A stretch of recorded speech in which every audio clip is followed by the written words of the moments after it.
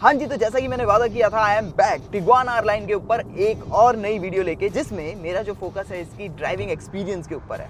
देखिए, इसका जो वॉक अराउंड है मैंने ऑलरेडी कर दिया था डिटेल में, आप लोग यहाँ पे क्लिक करके देख सकते हैं अगर आप इंटरेस्टेड है तो। अब देखिए, अगर आपने इसका वॉक अराउंड देखा होगा या इसके फीचर्स लिस्ट के बारे में सुना होगा और फिर उसके बाद इसका प्राइस सुना होगा, तो शायद आपको ऐसा लगेगा कि इसके प्राइस पॉइंट को ये गाड़ी जस्टिफाई नहीं कर पा रही है अच्छे से। लेकिन क्या ड्राइव एक्सपीरियंस में ये अपने आप को रिडीम कर पाती है?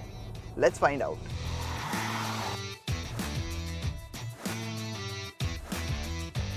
फर्स्ट थिंग फर्स्ट, बॉनेट के अंदर आपको एक 2 litre 4 cylinder turbocharge petrol engine मिलता है, जो डेवलप करता है 204 horse power and 320 newton metres of torque. 7 speed dual clutch transmission के साथ कपल्ड है और पावर सेंड करता है ऑल 4 व्हील्स में फोक्सवैगन की 4 मोशन टेक्नोलॉजी के थ्रू। अब यहाँ पे ध्यान देने वाली बात यह है कि ये इंजन अपनी जो पीक पावर है वो टॉप एंड पे जाकर आपको डिलीवर करता है, और वहीं जो पीक टॉर्क है वो आपको मिड रेंज में मिलता है, जिसका मतलब होता है कि 1500 से ऊपर यानी कि मिड रेंज में आपको ये इंजन रिस्पॉन्सिव भी फील होगा और आप इसको अच्छे से रेव भी कर सकते हो और टॉप एंड पे आपको पावर भी डिलीवर करेगा, जो कि मोस्टली लोगों को पसंद आता है। अब अगर आप इसके इस 2 लीटर इंजन के एग्जॉस्ट नोट के बारे में सोच रहे हैं तो सॉरी, बाहर तो आपको इतनी अच्छी कोई आवाज नहीं आती, लेकिन VW ने आपका ध्यान रखते हुए आपको स्पीकर्स के थ्रू सिंथेटिक इंजन की साउंड दी है।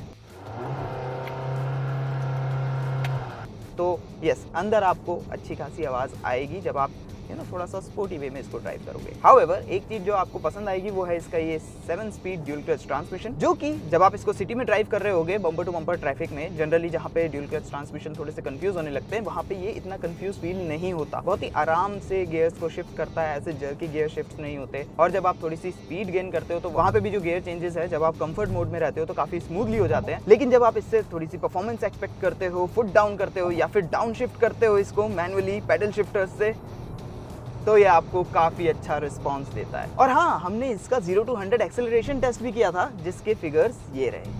0 से 100 किलोमीटर पर आवर तक की स्प्रिंट लगाने में इसको 7.11 सेकंड्स लगे।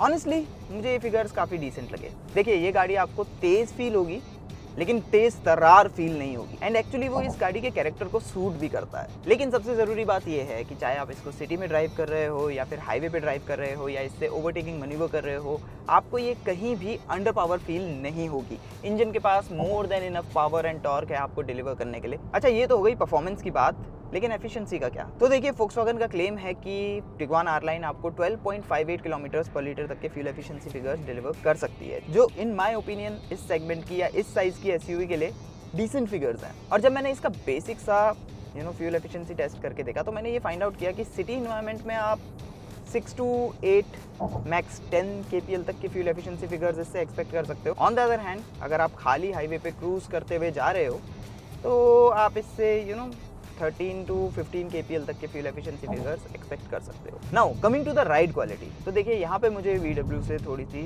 शिकायत है। इवन दो उन्होंने इसमें आपको अडेप्टिव डैम्पर्स ऑफर किए हैं डायनेमिक चैसी कंट्रोल प्रो के साथ, जिसमें आप डैम्पिंग को कंफर्ट और स्पोर्ट्स के अलावा और भी लेवल्स पे सेट कर सकते हो, जस्ट लाइक अ प्रोफेशनल। लेकिन जो इसकी राइड है ना, उसको इंडिया के हिसाब से, हमारी सड़कों के हिसाब से ट्यून नहीं किया गया है।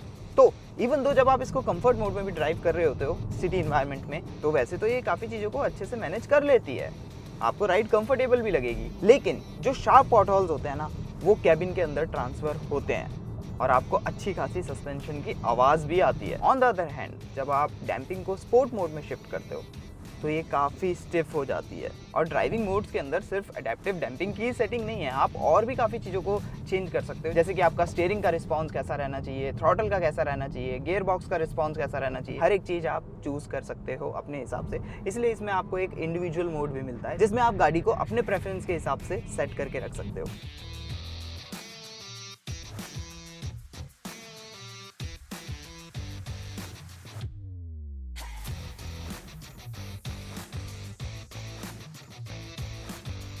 और अब बात करते हैं ऐसी 3 चीज़ों की जो कि मुझे इसमें इतनी खास पसंद नहीं आई। जैसे कि सबसे पहले तो मैं फोक्सवैगन को ये याद दिलाना चाहूँगा कि देखिए, यूरोप और इंडिया दोनों की जो ज्योग्राफीज़ हैं वो डिफरेंट है। अब देखिए, क्योंकि भारत एक थोड़ा सा गर्म देश है और क्योंकि यहाँ पे गर्मी ज़्यादा पड़ती है ना, बेटर होता कि आपने इन सीट्स में वेंटिलेशन दी होती रादर देन हीटिंग। दूसरा नॉट सो गुड फीचर भी इसकी सीट से रिलेटेड है।